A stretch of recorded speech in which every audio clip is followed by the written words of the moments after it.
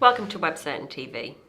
For many businesses, the idea of doing business in the US is a very popular one. It's a huge market, a very mature market, and lots of opportunities. But of course, there's always challenges and things to think about when targeting a new market. Today, I'm joined by Stephen Humphreys, founder of Atlantic Sales Partners, a business helping and supporting businesses trying to reach the US market. And he's going to tell us a little bit more about the challenges and the opportunities facing businesses doing that. Thank you. So thank you for being here. No problem. So I guess like I said, many businesses are straight in with the US as a great target market once they start thinking about exporting. But what are the common maybe misconceptions that they will make, both from a kind of British business point of view and other countries when doing that?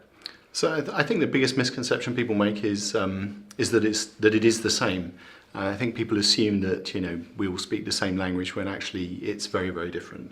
So the US market is, from a scale point of view, it's massively larger than any other market in the world. Yeah. Culturally, it's a very, very sales-orientated market. There's nothing to be ashamed of if you're a salesperson in the US, that's for sure.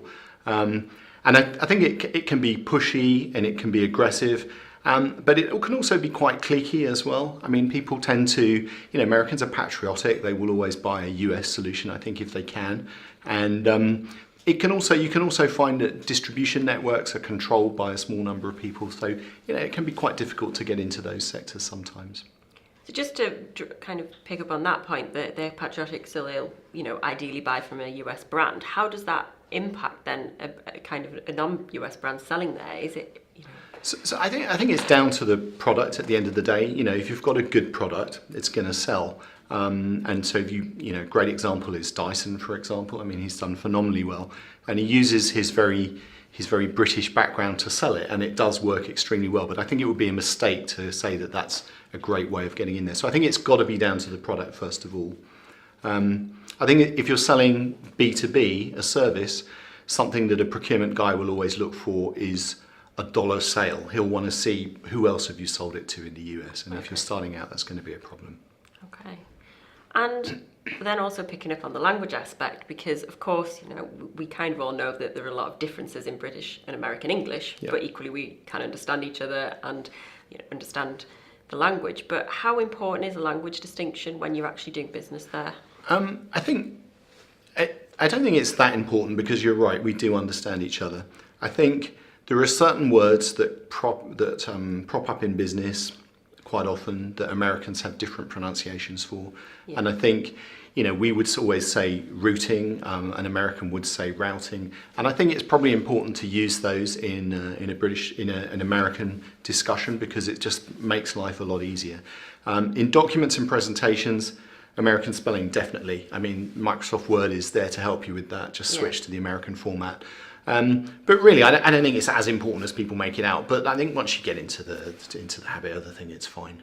Yeah, and if you can use the appropriate spelling, it's not going to hurt. Yes, I mean, if you do use it, I don't think Americans notice that you're trying to use it. They just expect it. But if you don't use it, they will actually notice that you're not using their way of speaking. Yeah, absolutely. And I think that's one of the challenges. If you were going into France or Germany, you would automatically think it's a different language and I have to do that. Right. But I think it's easy to be slightly lazy, perhaps, thinking, well. Right. And I think as well in America, something I've always found is there are thousands of cultures in America. There's people have immigrated there from all over the world, and they still are on hundreds of thousands every month coming from different places. So I personally feel the less to draw attention to the fact that I'm not one of them, the better. So I always avoid doing those sorts of things. So I try and just fit in with it. Yeah. Sometimes it gets confusing. I get back to England and I say things and people say, what? And I'm saying, I'm sorry, I'm still on my American ticket.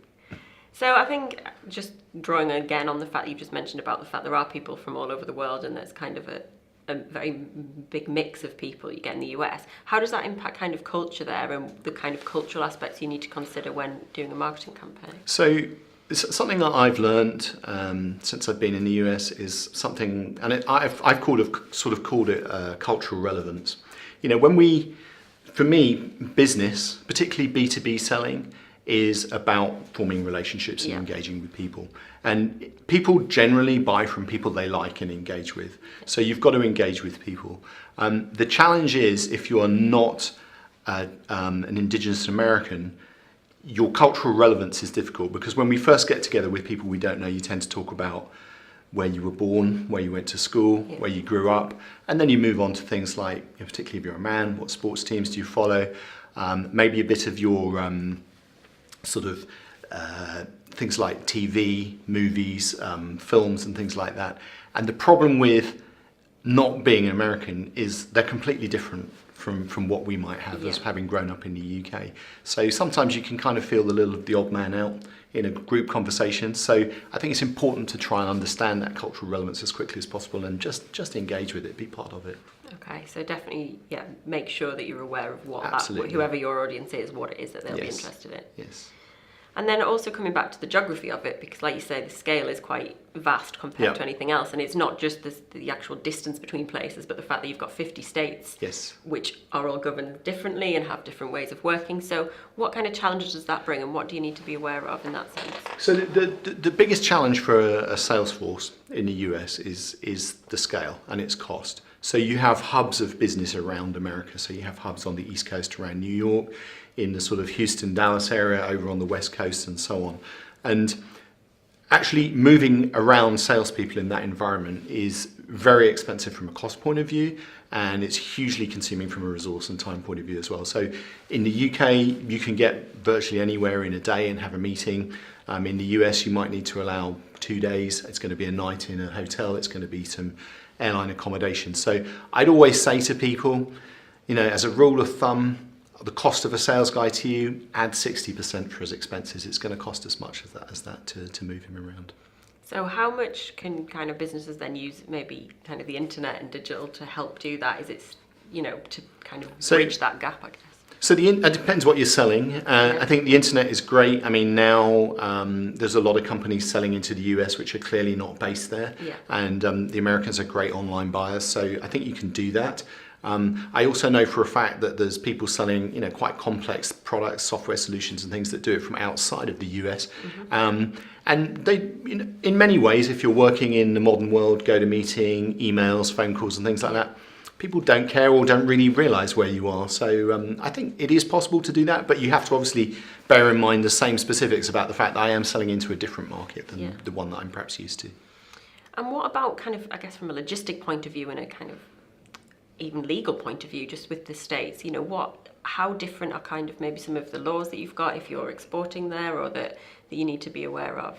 So generally I try and steer away from that sort of thing. I mean, the US is a very litigious community, and anything that to do with laws or patents or accounting or something like those sorts of things, I would never advise anybody on those because I don't particularly want to get sued. But generally each state does have different rules and regulations. The biggest one that catches most people out is sales tax, but there's some great software solutions out there which can automate that whole process for you and make it very much easier. Okay.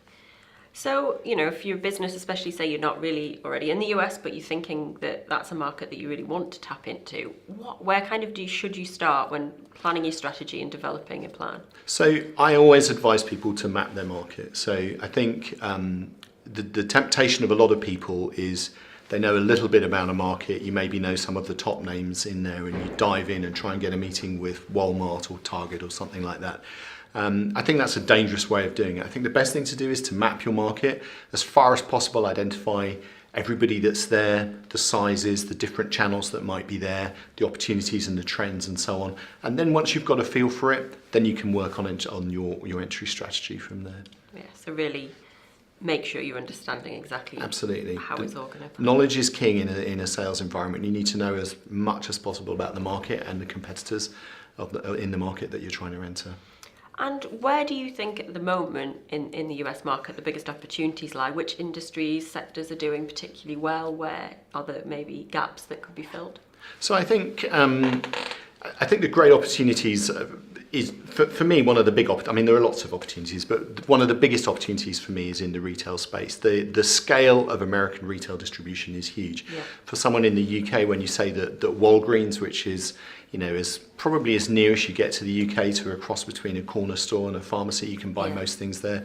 When you learn that they have, well over 8,000 outlets in the US, you realise the scale that someone has. So if you have a product that you can get into those environments, you've got amazing distribution. But there's lots and lots of competition, obviously, to get there. So I would say if you have something different and unusual, I think that's a great thing to go in there with. And what kind of, we've obviously touched on a few areas here, but what would be your kind of top 1 or 2 tips to any business embracing the US market? Top tips, so I'd say obviously do your groundwork, do your research, make sure you understand it. Second tip is I'd say your collateral, your sales collateral, so whether it's your website, sales material or something, make sure that's Americanized, make sure they're going to understand what it means. And the third tip is don't assume it's going to be the same as the market you come from, it's going to be different. Okay, well, that's great. Really interesting to talk to you. Great. Thanks, Stephen. Thank you.